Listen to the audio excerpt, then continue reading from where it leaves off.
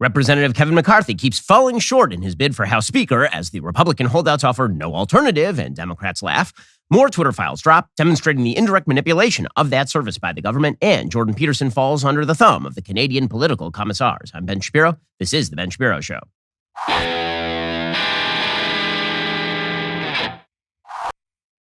Alrighty, well, we are now in the midst of day 2 of Kevin McCarthy's attempt to become House Speaker, and here's the wonderful thing about politics. If you watch it as a tragedy, it's really sad. But if you watch it as a comedy, it's actually super duper funny. And right now, what is happening?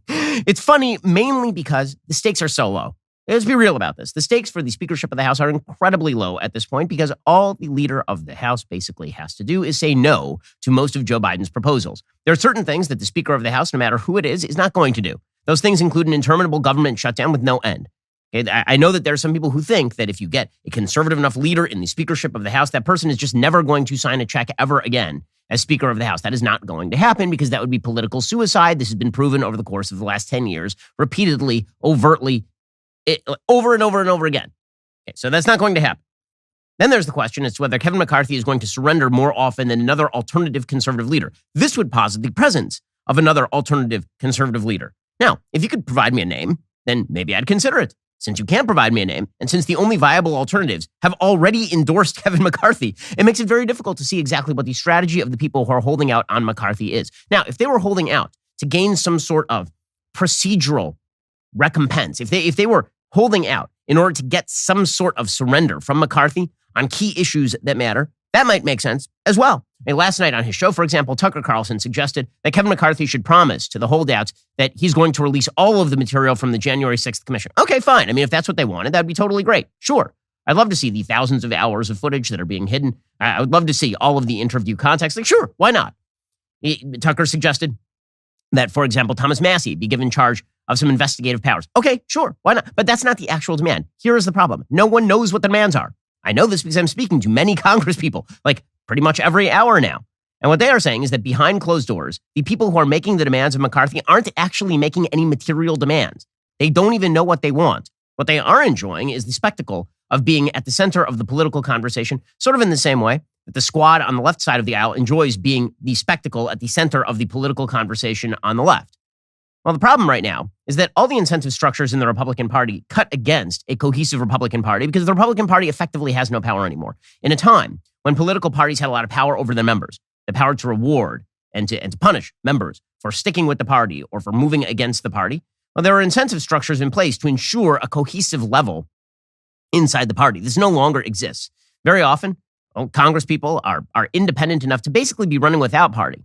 And what that means is that it's going to be very difficult for any coalition to cobble itself together as a majority with this small a majority, which is why it really mattered an awful lot in November when Republicans walked away with a very, very small bare majority, as opposed to walking away with 235 plus seats. There's a lot of attempts by people like Ronna Romney McDaniel, the incompetent head of the RNC, to suggest that there was going to be some sort of victory for Republicans because, after all, Nancy Pelosi wasn't going to be Speaker of the House. Well, now it seems like there's like half a chance that Hakeem Jeffries could actually be Speaker of the House with a minority in the House, because here is how this process is currently working. Right now, every single bit of House business is held up because the House Speaker has to be elected. This has been a foregone conclusion for 100 years. For 100 years, there has not been somebody who's not been elected Speaker of the House on the first ballot. It's been 100 years. So now I guess the idea is that Kevin McCarthy is such a bad man that he can't be the guy who's the Speaker of the House. Instead, we're going to have like multiple ballots. This is going to go on for days or weeks or months with no end in actual sight and no alternative, no viable alternative being put forward. I don't understand the strategy. In any case, the actual way that this process works is you have to get a majority of the members who are currently sitting. What that means is that if you have enough members who abstain, theoretically, you get a majority of the remaining members. You can have a bunch of members who vote present, for example, and in doing so, remove themselves from the consideration of House Speaker. So right now, you need 218 votes out of 435 in order to become House Speaker. If, however, say 100 members decided that they were going to vote present, then you'd need out of 335. So the number would drop pretty dramatically. And so that is one of the strategies that's being considered right now by some of the Republicans. Apparently, McCarthy wants some of the disdaining Republicans to sit out. That is very unlikely. It's very unlikely these 20 Republicans who are voting against McCarthy are going to sit out the election and then sort of passively allow him to become Speaker of the House, because what the hell is the point of that? Then there are a couple of other strategies, and these are very risky strategies. So strategy number one is that you could get the House to vote at the behest of the Republican leadership in favor of changing the rule to elect the Speaker of the House. The way that would happen is instead of being elected by a majority, you could now be elected by a plurality. And now, here is the risk for Republicans. If you could be elected by a plurality, this means that the person who actually won the plurality of the last speakership vote, Hakeem Jeffries, could become Speaker because Democrats are unified in support of Hakeem Jeffries. There are 212 votes for Hakeem Jeffries. That's all the Democrats voting in unified fashion for Hakeem Jeffries for Speaker of the House. We'll get to more of the news in just 1 second. First, if one of your goals this year is to do business with companies that share your values, check out Pure Talk. Pure Talk is the antidote to woke wireless companies. It is proudly veteran-owned, employs a U.S.-based customer service team, absolutely refuses to spend money on fake news networks. Not to mention, Pure Talk's service is fantastic. They're one of the biggest networks in the country. You get blazing fast data, talk, and text for as low as $30 a month. That's probably half what you're paying to the big guys like Verizon, AT&T, or T-Mobile. Switch over to Pure Talk in as little as 10 minutes while keeping your phone and your phone number. Your first month is guaranteed risk-free. Try it. If you're not completely happy with the service, you get your money back. So, what do you have to lose? This year, make it a goal to support companies who support you. Go to puretalk.com, enter promo code Shapiro to save 50% off your very first month of coverage. That's puretalk.com, promo code Shapiro. Pure Talk is simply smarter wireless. You're just paying too much for data. Right now, you're paying for that unlimited data, and you think you need to. You really don't. Also, you're paying the big guys for their network, but you don't have to pay the big guys for the network. Pure Talk uses the same network as the big guys. So head on over to puretalk.com, enter promo code Shapiro, save 50% off your very first month of coverage. Also, whatever you think of the war in Ukraine, it continues. And there are a lot of people who are suffering because of that war. If you wish to help alleviate that suffering as sort of a New Year's resolution, why not head on over to the International Fellowship of Christians and Jews? The International Fellowship of Christians and Jews have been working in Israel, Ukraine, and the former Soviet Union for more than 30 years. They've never seen hunger and suffering like they're seeing right now in Ukraine. For example, Norman is an 84-year-old Holocaust survivor. He's been blind since he was born. He lives in a Jewish old age home in Odessa, Ukraine. But so much infrastructure has been destroyed over recent months that Norman has actually been without heat or clean water. Well, thankfully, the International Fellowship of Christians and Jews has stepped in to supply blankets, food, and other essentials to help Norman and others like him. Please consider donating to the International Fellowship of Christians and Jews. Just $45 can ensure warmth, food, and clean water to Jewish kids and the elderly in need. Right now, the fellowship has a special matching challenge where your donation will double in impact. Your tax-deductible gift will be multiplied times 2 to help provide twice the winter necessities and save lives. Head online right now to benforthefellowship.org or text Shapiro to 41444. That's benforthefellowship.org or text Shapiro to 41444 to get started. Yesterday, Kevin McCarthy on the first ballot fell short by 20 of his own party votes. That means out of 222, he got 202. Okay, so that means Hakeem Jeffries actually beat Kevin McCarthy in the plurality vote. So if Kevin McCarthy were to basically say we're changing the rules, now by plurality vote we elect the Speaker of the House, he would have to count on 11 Republicans peeling off that 20 and voting in favor of the Republican in order to stop Hakeem Jeffries from becoming Speaker of the House. Now the problem is some of these Republicans have already said they don't mind if Hakeem Jeffries becomes Speaker of the House because then they'll just yell at him. Then they'll just try to hold up party business because a majority will still be able to vote down whatever Hakeem Jeffries wants. Hakeem Jeffries will be in charge of the committees. But I thought that half the purpose of the Republicans taking over the House of Representatives when they have a minority position in the government, meaning that they don't actually control the Senate or the presidency, I thought that half the purpose was how you staff the committees, the investigative committees, the Judiciary Committee, and all the like. So you're willing to surrender all that to Hakeem Jeffries because you're pissed at Kevin McCarthy? I don't actually see the strategy here. What is your strategy? Again, you don't have to love Kevin McCarthy in order to ask a very simple question. What is it you are trying to achieve? What is your goal here? I don't feel like this is an irrelevant question. And I understand there are people online who are yelling and screaming, well, my goal is that I don't like Kevin McCarthy and we need more conservatism and we need better leadership. Okay, we do need more conservatism. We do need better leadership. Who is it? What's your strategy? See, I can agree with you on many of your goals. And also, I can ask you, what is your strategy? What are you trying to do? What do you seek to accomplish? There are no other candidates who are in the running other than Andy Biggs, who in an internal party poll won 35 votes against Kevin McCarthy's 180 or something. What are you talking about? Okay, if there's no strategy, then whatever your goals are really matter very little. It turns out that strategic thinking is the heart of politics. And if you have no strategic thinking, then basically what you're saying is you want to run shouting into a wall over and over again. And the more you run into the wall, the more virtuous you are considered. And I just don't understand it. What concessions are you seeking from McCarthy? He's already attempted to give a bunch of concessions. You could probably pry some more concessions out of him, maybe. But that doesn't even seem like the strategy right now. It just seems the strategy right now is to be very angry about things. And I understand that politics is largely performative now. I understand that the reason that many people go into Congress is because they wish to become famous and because they wish to have a platform for their ideas. And again, I don't even argue with that. You want to go into Congress in order to have a platform for your ideas. You're not there to do the kind of nitty-gritty work of the congressperson. The institution used to shape the people inside it. Now people inside the institution use it as a platform. This is the point that Yuval Levin has made, the philosopher from American Enterprise Institute. With all of that said, what are you achieving here? I just failed to understand what exactly it is that you are achieving. So, according to the Wall Street Journal, Kevin McCarthy fell short of winning the House Speaker's gavel in 3 rounds of voting on Tuesday, leaving the chamber without a leader as a determined bloc of conservative holdouts refused to relent over long-standing complaints about the direction of the party. Now, here's the problem. What direction of the party? The party has no direction. So what exactly what is the specific complaint? And there's some people who have said, for example, that they want Steve Scalise to be put in place. Steve Scalise is marginally more conservative than Kevin McCarthy. I like Steve Scalise. That's fine. Except Steve Scalise ain't running. He don't want the job. By the way, you have to be kind of a nut to want to be Speaker of the House. Let me give you a brief history of the last Republican Speakers of the House. Okay, the last Republican Speaker of the House, starting in 1994, when Republicans took over the Congress, were Newt Gingrich. He took over in 1994. And then Newt Gingrich, after the 1998 election, he was essentially on his way out after that election, because 1998 didn't go the way he wanted, and then he was caught in an extramarital affair and all of this, and so Newt Gingrich had to step down. The person who's supposed to succeed him, Bob Livingston, actually ended up not, because he was engaged in an affair of his own, and so he ended up stepping outside of Congress. The person who picked up was Denny Hastert. Denny Hastert was the House Speaker from 2000 until 2006, when the Republicans lost the Congress. He is now in jail for having molested a teenage boy. So great history here. Then John Boehner took over in 2010 when the Republicans won 60 seats. You'll recall that John Boehner was largely hated by the right wing because there was a feeling that he had given in too easily to Barack Obama, that he didn't go along with the attempts to shut down the government more strongly, that he had a bad habit of crying in public and looking weak in front of Barack Obama. He didn't look like sort of a stalwart leader. So they decided to defenestrate John Boehner, and John Boehner stepped down in 2016 for no actual reason, right? He stepped down just because his party didn't like him. It was October 29, 2015. He was like, fine, you want me to go? I'm out. And so he decided to get out. Paul Ryan had to be forced into the position of House Speaker. He didn't want that position because who the hell wants the head of this fractious caucus? Very, very difficult to run anything inside the House of Representatives right now.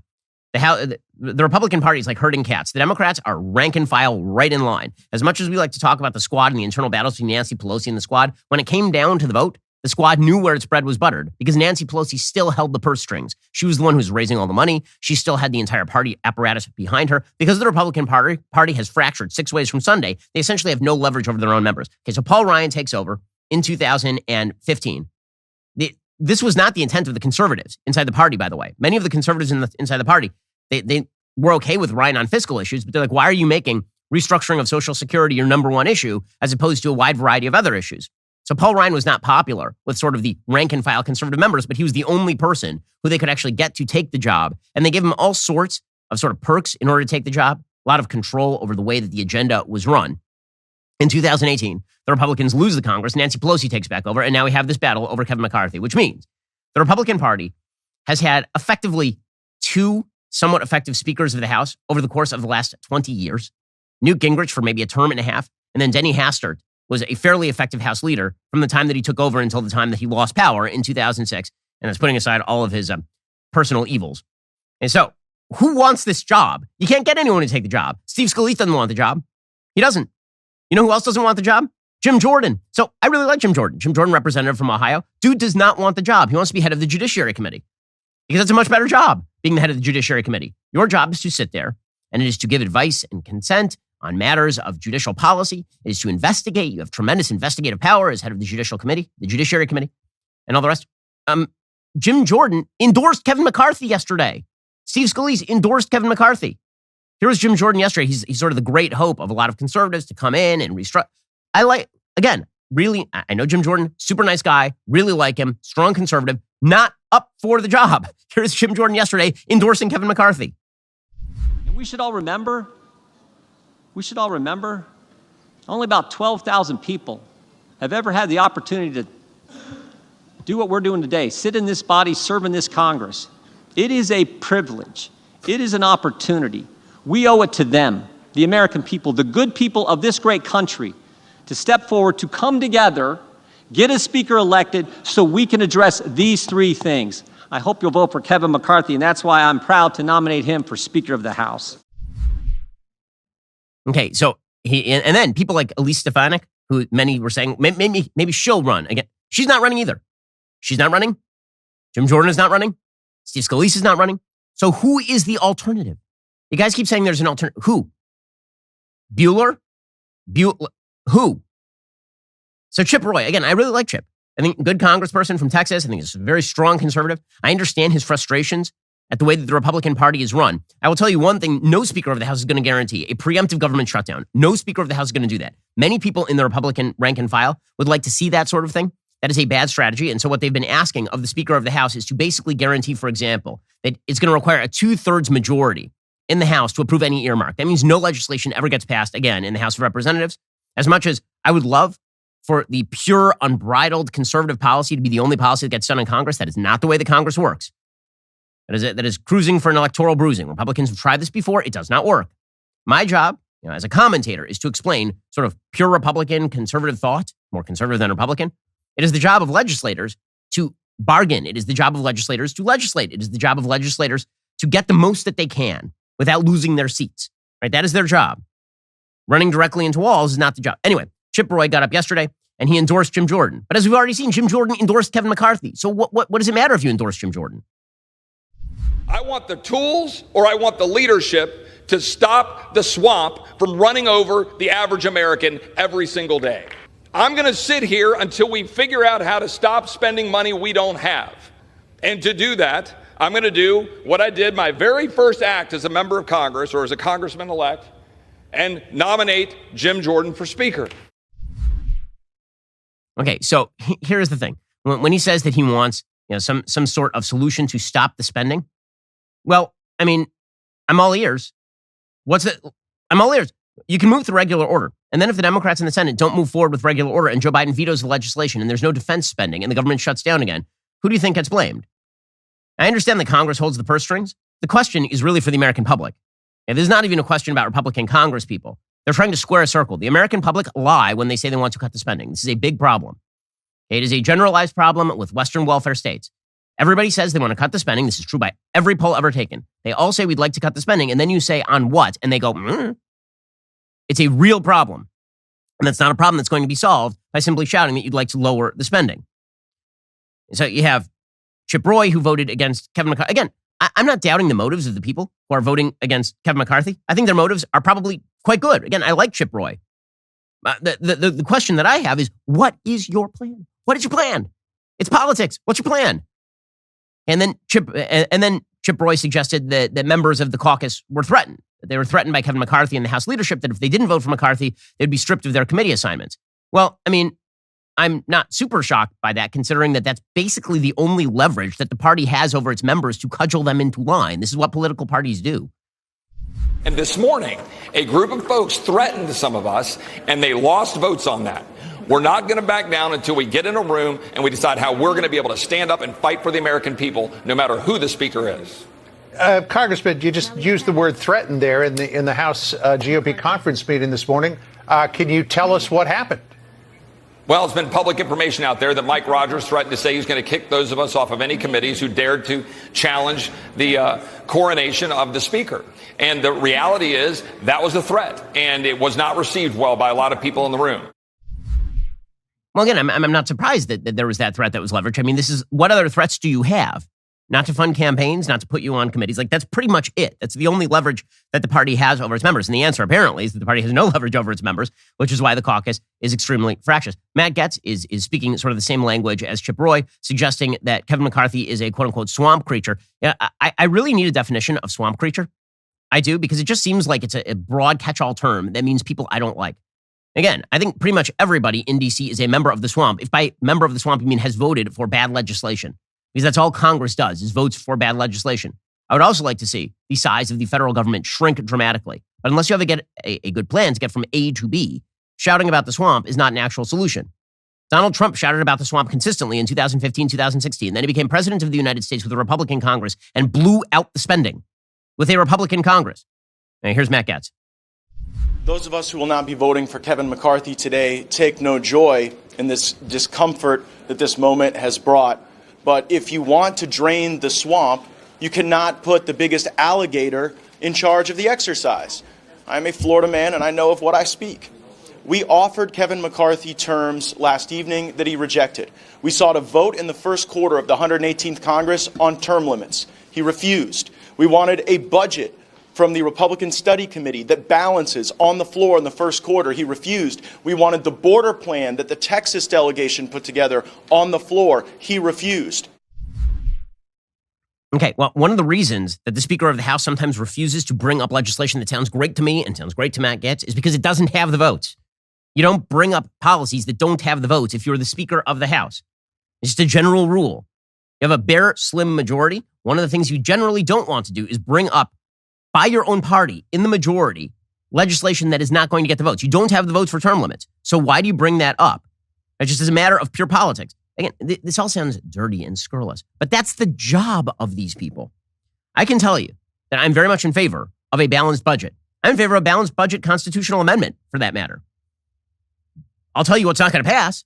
A balanced budget constitutional amendment. It would be foolish for Republicans to bring up a piece of legislation that is overtly not going to pass and is going to be humiliating to the Republican leadership when it turns out that half the Republicans don't vote for it. Like, what is the point of that? Is there any political point other than to humiliate your own party?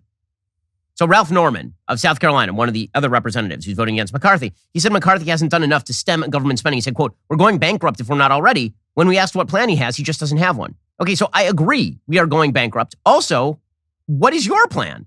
Like, if you want some, normally when you come to the bargaining table, let's say it's a salary negotiation, you have to have in mind what salary you want. If you come into a salary negotiation and somebody offers you $100,000 and you're like, no, and I say, what's your counter? You just say no. What are you going to bargain against yourself? Like there's no clear, there's no actual clear strategy out here. And here's the thing. Many of the people who are voting against Kevin McCarthy are saying that they're doing so in the name of the MAGA agenda. You know who's repeatedly endorsed Kevin McCarthy, like over and over and over again? Donald Trump has endorsed Kevin McCarthy over and over again, including this morning. Quote, "Some really good conversations took place last night. It's now time for all of our great Republican House members to vote for Kevin, close the deal, take the victory, and watch crazy Nancy Pelosi fly back home to a very broken California, the only speaker in U.S. history to have lost the House twice. Republicans do not turn a great triumph into a giant and embarrassing defeat. It's time to celebrate. You deserve it. Kevin McCarthy will do a good job and maybe even a great job. Just watch." Okay, so we'll see if Kevin, by the way, if Trump doesn't actually have any leverage over these members, then his position in the party really has waned. If these 20 members can't follow Trump on this one, then it's very unclear exactly who his support base is in 2024. We'll get to more of the news in just 1 second. First, let's talk about the fact that one of the big things when you are remaking the look and feel of your home is how light flows into the home. I'm a big fan of natural light. I think most people are. And this is why I've been relying on Blinds.com to get me the best possible window coverings. It makes a huge difference in the look and feel of your home. Blinds.com is the #1 online retailer of custom window coverings with over 40,000 five-star reviews. Everything they sell is covered by their perfect fit and 100% satisfaction guarantee. You can measure and install yourself or have Blinds.com take care of it with local professionals. There's no showroom, no retail markets. No matter how many you order, installation is just one low cost. With hundreds of styles and colors to choose from, Blinds.com is sure to have the perfect treatment for your windows. Shop Blinds.com right now. Save up to 40% site-wide. That's 40% off site-wide at Blinds.com. When you check out online, don't forget to tell them you heard about Blinds.com from The Ben Shapiro Show. Rules and restrictions may apply. Plus, you can pay over time with PayPal credit at Blinds.com. PayPal credit is subject to credit approval. Visit Blinds.com/PayPal for details. Go check them out right now. Again, that's Blinds.com. Check them out right now at Blinds.com. Also, when you are running a business, your employees can create all sorts of interesting and fascinating situations. For example, if an employee reports a serious issue like sexual harassment, do you have a documented policy for how to handle that situation? You need an HR policy. It can bankrupt your company if you don't have one. This is why you need to talk to my friends over at Bambee. Bambee gives you access to your own dedicated HR manager. This person is available to you by phone, email, and real-time chat. They'll help you run employee onboardings, terminations, and performance reviews. With Bambee's HR Autopilot feature, you can automate important HR practices like setting policies, employee training, and feedback procedures. All of Bambee's HR managers are based in the United States and can support the nuances across all 50 states. HR managers can easily cost $80,000 a year, but Bambee starts just $99 a month. So why not save cost on your HR manager by using Bambee and save cost down the road? Because the liability you get when you don't have proper HR is really, really bad. Schedule your free conversation today. See how much Bambee can take off your plate. Go to Bambee.com right now. Type Ben Shapiro Under podcast when you sign up. Spelled BAM. BAMBEE.com, Bambee.com. Type in Ben Shapiro to get started. That's Bambee.com. Type in Ben Shapiro to get started. And so how foolish is the strategy? Right now, here's what we know about the strategy. Nothing. We don't know what the strategy is.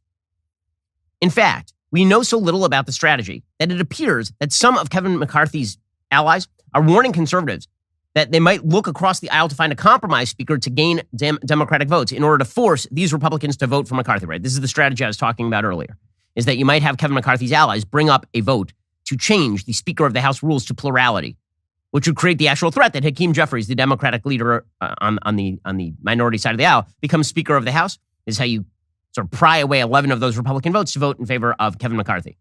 Now, Democrats could also do that. They could vote for a plurality vote. What that would do is presumably give the crew that doesn't like McCarthy an out. Because at that point, they say, we don't like McCarthy, but we're not going to do what the Democrats want. And they sort of reverse themselves. So I find it hard to believe the Democrats would be strategically inept enough to call for a vote based on a plurality. They're more than happy to watch Republicans twist in the wind. How bad is this for Republicans? It's so bad that apparently, according to Semaphore, which is one of these new news outlets, AOC, the irrepressibly idiotic AOC, she told Semaphore that Matt Gaetz and Paul Gosar of Arizona approached her separately to ask if Democrats were considering leaving to clear the way for McCarthy, meaning would enough Democrats leave the chamber so that Republicans would then be able to vote McCarthy in with less than 218 votes. She said some of the Republicans who are holding out were wondering if that was true. I said, absolutely not. So the question is, were they asking because they want the Democrats to leave so that McCarthy can be elected and then they can say it's not our fault? Is that the goal here? And whatever the goal is, it is pretty obvious what is being achieved, and that is the Democrats are jubilant over this.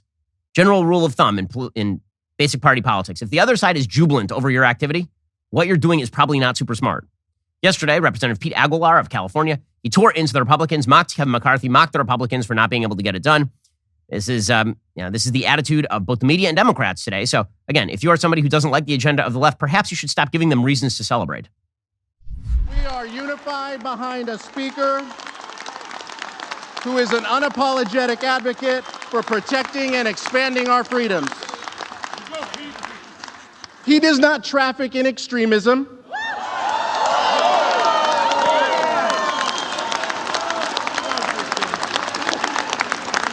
He does not grovel to or make excuses for a twice impeached so-called former president.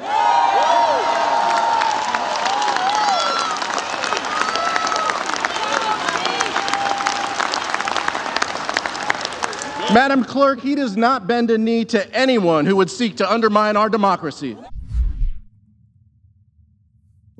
Of course, Democrats are jubilant. They're in the minority. They lost control, and the Republicans are busy fighting with each other. Now, again, does any of this have real high stakes? No. Somebody will be elected Speaker of the House. In the end, it will probably be a Republican. It will probably be Kevin McCarthy. And then we'll all go back to sleep. This does not have widespread consequences. What it does do is it again underscores one of the reasons Republicans did very poorly in the last election cycle. And one of the reasons Republicans did very poorly in the last election cycle is a general perception that Republicans are incompetent and foolish. It's not because people like Democrats. People don't like Joe Biden. People don't like John Fetterman. People don't like Raphael Warnock. People are not in love with Mark Kelly. What happened is that Republicans ran a bunch of candidates who were not particularly good. And there is a generalized feeling among the populace that the Republicans are not capable of making their own breakfast. And when you keep demonstrating over and over again that you're not capable of making your own breakfast, people say, okay, well, I don't like those other guys, but at least they're capable of making their own breakfast. At least they run like a machine. CNN's Anderson Cooper, of course, he was chortling over all of this and using this as an opportunity to jump both feet on Kevin McCarthy's throat. And it's already significant leverage that they've given away to these far-right individuals. And yet they're still not coming over to vote for him, which does suggest that the next Speaker of the House will be Steve Scalise. Well, yeah, I mean, their goal seems to be wanting to simply humiliate Kevin McCarthy and run him out of town. Oh, mission accomplished. Yeah, mission accomplished. But it seems like McCarthy's willingness to be humiliated knows no bounds. No, you're right. I mean, what do you expect him to do? Drop out? McCarthy, for his part, says he's not going anywhere. I mean, why would he? Again, the sort of incentive structure here, which is that 20 Republicans are going to control the other 200 Republicans, seems pretty skewed. And again, there's no one else out there who's willing to do it. If Jim Jordan were to step up today and say, I'll be Speaker of the House, my guess is you'd see a bunch of Republicans say, listen, if this ends it, fine, we'll make Jim Jordan Speaker of the House. And I'd be fine with that. I like Jim Jordan. Jim Jordan doesn't want it. Jim Jordan doesn't want any piece of it. Here is Kevin McCarthy yesterday saying he's not going anywhere. Leader, are you going to stay in the race, Leader McCarthy? You're not yes, dropping off. I'm not going anywhere. I came into this position and we had less than 200 members. We are now sitting in the majority. We put forth to the American public a commitment to America. There's times we're going to have to argue with our own members if they're looking at for only positions for themselves, not for the country. Again, it's just interminable. And it's such small stakes and it's such foolishness and there's really no upside. So, of course, we're going to do this for another several days, probably. I mean, Republicans, great at everything except for, their actual jobs. Okay, meanwhile, over in the Senate, you can see Mitch McConnell chortling over all of this. And for all those who are very upset with Mitch McConnell for signing on to, for example, the Democrat spending bill that went through at the very end of last year, that $1.7 trillion giant omnibus crap sandwich that Mitch McConnell voted in favor of, and many Republicans voted in favor of in the Senate with a Democratic House. The reason that Mitch McConnell said he was doing that, he said, I got my priorities. The real reason he did that is because he felt like the Republican Congress was unable to actually pass a budget.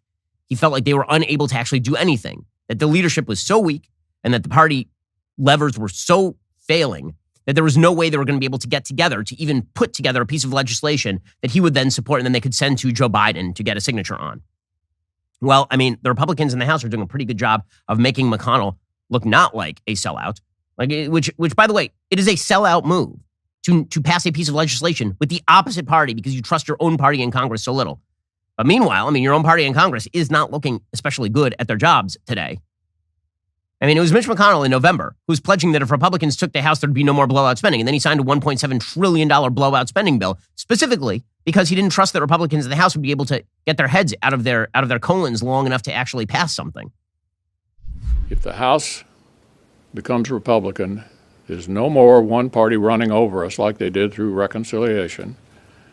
No more $1.9 trillion spending spree, plus another 750 in August that sent inflation through the roof.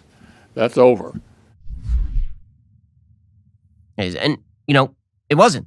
And the reason that it wasn't, again, is because the Republican Party is fractious and falling apart. And this is just another excuse for the big spenders to spend. This is the part that's really amazing. You are achieving precisely the opposite of what you seek to achieve. See, here's the thing. If the Kevin McCarthy-led Republican Congress were to propose some sort of big, giant omnibus spending package not backed by a vast majority of the Republican Party, McCarthy would feel the sting. He could be challenged. By the way, he agreed to a change of the rules that would have allowed him to actually be brought into question as Speaker of the House upon the advice and consent of essentially 5 people. That if 5 members of the Republican coalition decided to challenge his speakerhood, then he would hear a speaker's challenge, right? He actually agreed to that. He weakened his own durability as Speaker of the House. So if he were to bring to the floor some really, really bad piece of legislation that had the support of, say, 50 Republicans, but all the Democrats, which is presumably what many of these Republicans who don't like McCarthy are afraid of, he would be ousted from his own party leadership position. This is what happened to John Boehner in 2015. And they're trying to weaken the ability of these speakers to preserve their own power. The lack of strategy here is just absolutely astonishing. Okay, meanwhile, the Twitter files continue to be released. Elon Musk took over Twitter, and he has been releasing more and more information about the inner workings of Twitter. Some of this stuff is really scary. I'll get to that in just a moment. First, the economy seems as though it is on a razor's edge once again. If you are a business and you've spent the last few years overpaying your taxes, wouldn't you like to get some of that money back? This is where your friends at Innovation Refunds come in. If your business has 5 or more employees and managed to survive COVID, you could be eligible to receive a payroll tax rebate of up to $26,000 per employee. This is not a loan. There's no payback. It's a refund on your taxes. The challenge is how do you get your hands on it? How do you cut through the red tape and get your business the refund money? Go to getrefunds.com. Their team of tax attorneys are highly trained in this little-known payroll tax refund program and have already returned $1 billion to businesses. They can help you as well. They do all the work, no charge up front. Simply share a percentage of that cash they get for you. Businesses of all types can qualify, including those who took PPP, nonprofits, even those who had increases in sales. Just head on over to getrefunds.com, click on Qualify Me, answer a few quick questions. This payroll tax refund is only available for a limited amount of time. Do not miss out. Go to getrefunds.com. Again, that is getrefunds.com. If you spent too much money paying the government over the course of the last few years, is there a reason you wouldn't want to go get that money back? Head on over to getrefunds.com to get started. That's getrefunds.com. Also in 2022, we launched Jeremy's Razors as a joke, but it was an important joke. Now, just 9 months and 15 premium products later, We've amassed the largest social media following of any brand in the category. We've taken over $10 million away from so-called men's grooming companies that despise masculinity. That was just the beginning. This year, we've got even more great products and woke, scorching endeavors in store. So skip the resolutions, join the revolution. Together, we'll upend the woke economy and finally give conservatives a return on their values. Are you ready to make a change this year? We'll start by picking up Jeremy's razors, hair, skin, beard, and body care products today by going to dailywire.com/Ben. That's dailywire.com/Ben today. Okay, meanwhile, Elon Musk over at Twitter has been releasing in tranches huge swaths of information about how Twitter was run before he took over. He's released another tranche of Twitter files to Matt Taibbi, the left-wing journalist who's now being considered right-wing simply because he actually is reporting on what Twitter used to do. It turns out that basically Twitter's internal censorship was being done by people who are being manipulated from the outside by the government and the media. This, of course, is no great shock. This is something that happens in woke corporations all the time. Woke corporations are constantly being manipulated by groups of people in the government and in the media. What happens is that somebody in government will suggest, for example, that a corporation should not be engaging in business in Georgia because of the Georgia voting law. And then media will pick up on this and they will call up members of the corporation. They'll say, why are you engaging in business? And then they'll run a front page story, Coca-Cola engaging in business in Atlanta, Georgia. And then Coca-Cola goes, oh my God, we're on the front page of the newspaper. That's terrible. That's bad publicity. And then they'll immediately talk about how terrible the Georgia voting law is. This is the way this stupid game works. And it works for all the woke corporations. Well, particularly is bad when it comes to Twitter, because there you're not just talking about a corporation speaking out of turn. You're not just talking about Disney sounding off about the bill that prevents the indoctrination of children on sexual orientation until the age of 8. You're not talking about just a corporation sounding. You're talking about a corporation whose chief job it was to determine who got to speak and who did not. So this gets into very dangerous territory. So here's what Matt Taibbi has released. He says, quote, by 2020, Twitter was struggling with the problem of public and private agencies bypassing them and going straight to the media with lists of suspect accounts. In February 2020, as COVID broke out, the Global Engagement Center, a fledgling analytic intelligence arm of the State Department, went to the media with a report called Russian Disinformation Apparatus Taking Advantage of Coronavirus Concerns. The GEC, again, it's a government agency, flagged accounts as Russian personas and proxies based on criteria like, quote, described the coronavirus as an engineered bioweapon, blaming research conducted at the Wuhan Institute and attributing of the appearance of the virus to the CIA. Well, there's a problem with that, which is that the first two, at least the one that says that research conducted at the Wuhan Institute was responsible for lab leak, that actually may in fact be the truth. State also flagged accounts that retweeted news that Twitter banned the popular U.S.-based Zero Hedge, claiming the episode, quote, led to another flurry of disinformation narratives. The GEC still led directly to news stories like the AFP's headline, Russia-linked disinformation campaign led to coronavirus alarm, U.S. says, and a Politico story about how Russian, Chinese, Iranian disinformation narratives echo one another. Okay, so basically, they started laundering through the media this message that Twitter was allowing Russian disinformation to shape the COVID narrative. So what did Twitter do? Twitter basically caved. When Clemson's media forensics hub complained Twitter hadn't made a Russia attribution in some time, trust and safety chief Yoel Roth said it was revelatory of their motives. Roth said, we're happy to work directly with you on this instead of NBC. He tried to convince outside researchers like the Clemson lab to check with them before pushing stories about foreign interference to the media. In other words, he had a bunch of people in the government suggesting that there were Russian bots that were running stories on Twitter. And Twitter actually kind of knew whether they were Russian bots or not. And it didn't matter. The media ran with the story anyway. Twitter was trying to reduce the number of agencies with access to Yoel Roth. Policy Director Carlos Manche said, if these folks are like Homeland Committee and DHS, once we give them a direct contact with Yoel, they'll want to come back to him again and again. Apparently, the GEC was using intel from other agencies to insert themselves into the content moderation club that included Twitter, Facebook, the FBI, DHS, and others. So the government, was going to the media. They were pushing a story that Twitter was allowing disinformation. And then they were pressuring Twitter to change the status of accounts that were pressing this quote-unquote misinformation. This is exactly what everybody sort of suspected was going on, is that the government was using its power in order to launder censorship through outlets like Twitter. According to Taibbi, Twitter was taking requests from every conceivable government body, beginning with the Senate Intel Committee, which seemed to need reassurance Twitter was taking FBI direction. Execs rushed to tell Team SSCI they zapped 5 accounts on an FBI tip. Requests arrived and were escalated from all over, from Treasury, the NSA, virtually every state, the HHS, the FBI, DHS, and more. They received an astonishing variety of requests from officials asking for individuals they didn't like to be banned. So, for example, Democrat and House Intel Committee Chief Adam Schiff right? The person who is responsible for much of the Russian actual disinformation about Russian collusion, he actually asked Twitter to ban journalist Paul Sperry. Twitter declined to honor Schiff's request. They said, we don't do this, but Sperry was later suspended. Twitter honored almost everybody else's requests, even those from the government, including a decision to ban accounts like Rebel Protest and Bricks Media, because the GEC identified them as GRU-controlled and linked to the Russian government, respectively. So you wonder why the Hunter Biden stuff happened?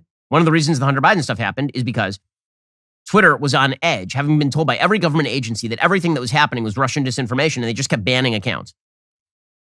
This is why when people say that Twitter was sort of, it's independent of the government, this is not a First Amendment issue. Twitter's a corporation. They can do whatever they want. And then I noticed that as soon as Elon Musk takes it over and takes it private, then literally that minute, everybody immediately shifts to, we have to publicly regulate Twitter. I mean, this is just bad. We can't have Elon Musk deciding. No, what you actually had was the government deciding in cahoots with the chief leadership at Twitter who could be seen and who could not.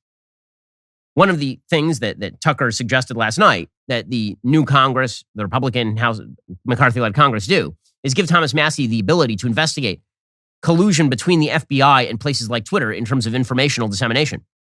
That happens to be correct, and it becomes more necessary every single day. Okay, meanwhile, speaking of censorship, Jordan Peterson is now under fire by apparently members of the College of Psychologists of Ontario. What exactly did Jordan do? Obviously, Jordan Peterson, full disclosure, is a host at DailyWire Plus. Jordan blasted Canada's commissars and penned a scathing letter to Prime Minister Justin Trudeau Tuesday after a leading association of his fellow psychologists threatened to go after his license to practice clinical psychology over social media criticisms of the nation's far-left government. The College of Psychologists of Ontario ordered the best-selling author and DailyWire Plus host to undergo social media communications retraining, the re-education plan, or face a hearing on the potential suspension of his medical license. Writing to Justin Trudeau, Peterson vowed not to participate. He said, quote, I simply cannot resign myself to the fact that in my lifetime, I am required to resort to a public letter to the leader of my country to point out that political criticism has now become such a crime in Canada that if professionals dare engage in such activity, government-appointed commissars will threaten their livelihood and present them with the spectacle of denouncement and political disgrace. There is simply and utterly no excuse whatsoever for such a state of affairs in a free country. This, of course, is just the latest of several investigations launched by the College of Psychology with prior complaints having been dismissed. What exactly did Jordan do that was so terrible that now he is being investigated by this ridiculous organization, the College of Psychologists of Ontario? What exactly did he do? Well, he retweeted Conservative Party leader Pierre Poilievre. I'm going to screw up his name, but so be it. Blasted Trudeau's former senior aide, Gerald Butts, and he blasted New Zealand Prime Minister Jacinda Ardern, tweeting opposition to a plan by Ottawa police to take custody of the children of trucker convoy protesters. He also told Joe Rogan's podcast audience that accepting radical gender theory is a sign of civilization collapsing, and also said that climate change models are unreliable. So apparently, this is enough for the college executive director to review the tweets and a transcript from Peterson's appearance on Joe Rogan and determine that this warranted an investigation. The probe has now been expanded to include subsequent social media posts by Peterson, including a May Twitter post in which he said that Sports Illustrated putting plus-size swimsuit model Yumi Nu on the cover was not an example of beauty. All Jordan wrote at that point, you remember this big controversy, he wrote, sorry, not beautiful, and no amount of authoritarian tolerance is going to change that. He also tweeted that the movie star Ellen Page, who now goes by Elliot Page, is actually a woman. This particular college, by the way, it sounds like a private organization. In Canada, that's not the way that it works. The college is a government-regulated association that regulates and has the authority to sanction psychologists ostensibly to protect the health and safety of workers and the public. Peterson charged that the Ontario Professional Organization has been hounding him since 2017. He said, I was never investigated for anything for the 20 years I practiced prior to my emergence on the public scene. But because the college is obligated to probe any written complaint filed against a member, Peterson says that he's been buffeted with investigations, many of which were prompted by anonymous calls. One accused him of being transphobic, sexist, and racist for pointing out an article from Crisis Magazine accusing the transgender movement of targeting autistic children. Last year, Peterson was taken to task by the college after telling a scientist who said overpopulation was a threat to the planet that he was free to leave at any point. The college opened an investigation, and Jordan declined to cooperate. He said at the time, take whatever steps you deem necessary. I'm simply not going to spend the hours and days required to undergo the unbelievably stressful process necessary to respond to this formally, because one of the millions of people who follow me on social media took offense to one thing I said at one point. Now, again, one of the reasons that they are targeting Jordan is to shut everybody else up. Jordan has a big enough platform that it's very unlikely that he's going to end up being banned from the practice of psychology in Canada by the College of Psychologists of Ontario. But the whole point is to shut everybody else up. The people have less of a platform than Jordan. And this is the point on Twitter as well. It's to intimidate people into silence. You ban a few accounts, and then you get everybody else to shut up. This is the goal of the censorship regime. Free speech is the predicate to having an open conversation on any of these important issues. And given the amount that the experts have used their authoritarian power to silence actual useful conversation, it is truly scary that you now have commissars in supposedly Western countries like Canada. This is happening in the UK as well, cracking down on free speech. You remember that case just a couple of weeks ago from before the new year, in which a woman in the UK was arrested for silently praying outside of an abortion clinic, literally just standing there. And they asked if she was praying, and she said, maybe in my head, and they arrested her for that. The Western civilization cannot abide the authoritarians who now have decided that because they are the elite, they get to control not only how you act and what you do, but also what you see, what you watch, how you think. This is truly scary stuff.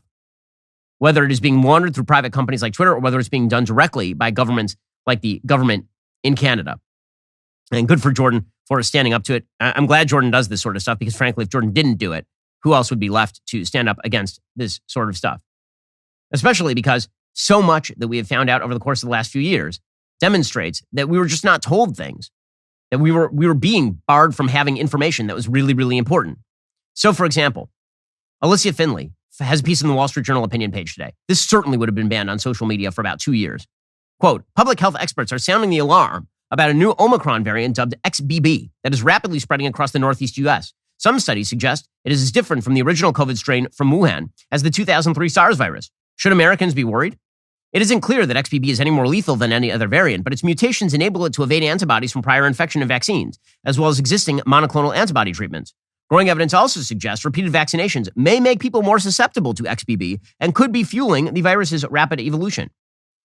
Now, by the way, if you had mentioned this anywhere along the line here, that when it came to vaccines, that overuse of vaccines actually bottlenecks the process because it now means that all of these viruses attempt to evolve to escape the vaccine.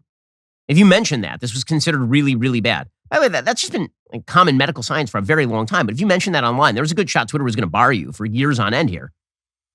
Prior to Omicron's emergence in November 2021, there were only 4 variants of concern, according to the Wall Street Journal: Alpha, Beta, Delta, and Gamma. Only Alpha and Delta caused surges of infections globally.